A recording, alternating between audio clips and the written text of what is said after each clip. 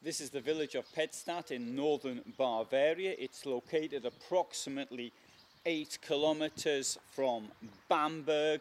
It's a rural community. Don't know if people live here, but I wouldn't have thought there'd be more than, say, 400 people here, something like that. There is the town hall or village hall. It's quite a big one though for such a small place.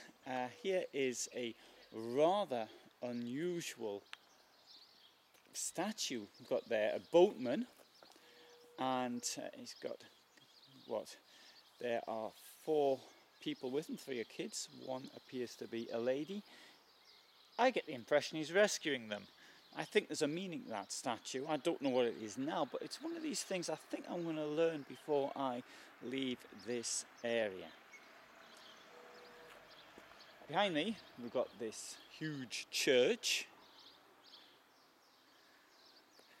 and below the church we've got the war memorial, which is what I want to talk about. Now, I don't have any population figures for this place. If I find out what they were, I shall write them down in the description.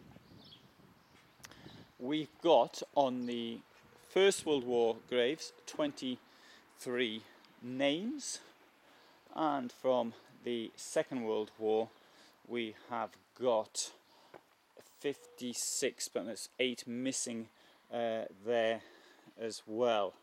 Now, let's first of all have a look at the names from the First World War, and as you can see, they are somewhat distributed throughout the entire war. From the 25th of August 1914, you've got the first one, then September 14, October, November 14, February 15, June, July 15, etc.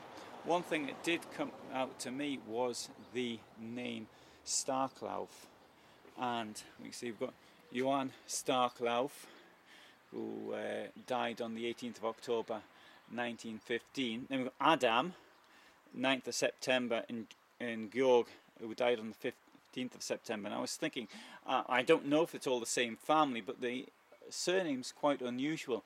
And the thing that occurs to me is that maybe they were brothers. And can you imagine that you get a notification that your son was killed, one of your sons was killed on the 9th of September, and only 6 days later you get the next notification that another son has been killed. There we have another Johann Starklauf, who was killed on the 15th of December 1917. So they can't have all have been brothers, because 2 brothers with the same name does sound a bit odd. Now, I happen to notice as well, one person with that surname killed during the Second World War. Now, on the there's Peter Starklauf, who was killed on the 26th of June 1944. Oh, sorry, and John Starklauf also on the 5th of July 1944. Oh, and Georg Starklauf, 10th of February 1945.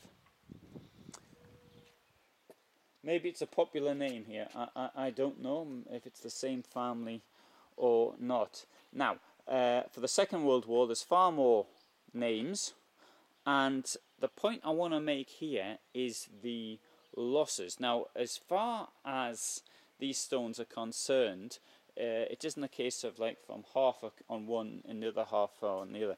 We have here the names of the people who were missing. The first went missing July 1941. I presume that happened in the east. Of course, it could have happened in North Africa, but more likely on the Soviet front.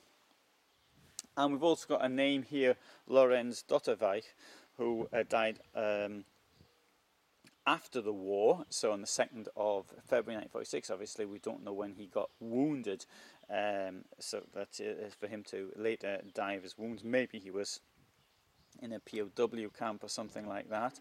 And we've got another person putting as an afterthought, is Franz Alberto, 1st of October 1942. But we can say that approximately from this, the halfway point, when half of those who are going to die were dead, is in the first week of September 1943. So Georg Linz died on the 2nd of September 43, and the next person died on the 6th of September 1943. So what we can see from this is that by September 1943, the war, we know, was lost. As far as the great defeats of Stalingrad and Kursk had happened, North Africa had been completely cleared. The Allies had a good foothold in Italy by this time. Okay, I admit, in September of 43, they were yet to land at Salerno, but well, it happened on the 8th. But all the same, it was utterly clear that the war was over. Yet half of the people who died in the Second World War from this village died after the defeat, or when it was utterly clear that these people died so that Hitler could stay alive. And that's it.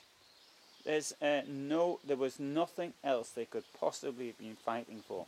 The only sensible thing to do was to give up. Now, we take the First World War. The last person died on the 15th of July 1918. I think by then it was clear that the German Empire wasn't going to necessarily win the First World War, but it wasn't absolutely certain. And certainly in the 15th of April 1918, second of last death, we have a time when victory for the German Empire was still possible. But as far as the Second World War is concerned, you've got all of these names were lost in something which was clear defeat. Now, so did they die so that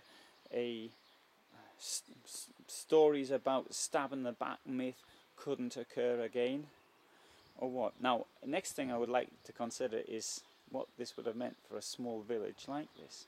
All of these people dying. Who would have done the work? Who would have brought the food in? And this type of thing. So it represents economic destruction as well, even though this area here was relatively unscathed by the war. So there you have, thanks to our heroes from the First World War.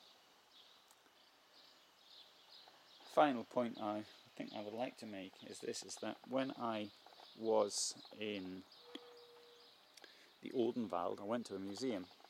In this museum there was somebody who got the rumour of somebody who got injured in the First World War, and so his family had a concession for the post office which they got, and he slept in a room where the room couldn't keep the snow out, couldn't keep the water out.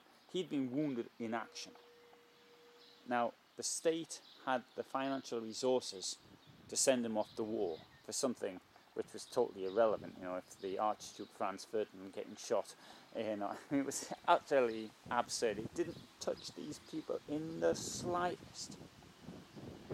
The state did not have the resources to mend his roof, which was a fraction of the cost.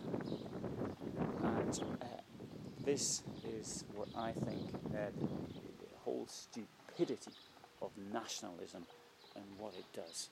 Because for as far as these people are concerned, what made sense to them was having a good life and providing for their families, having a good time, enjoying themselves, and not in pointless wars which only result in horror, hardship, and long-term problems beyond them. As far as the First World War was concerned, well, that poor gentleman there was suffering under a leaking roof.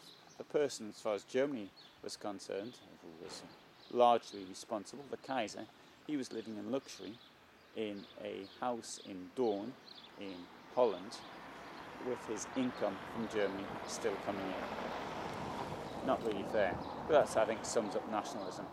The victims of nationalism are the ones who are not those who actually start the problems in the first place. The nationalists themselves will always have their exit plan.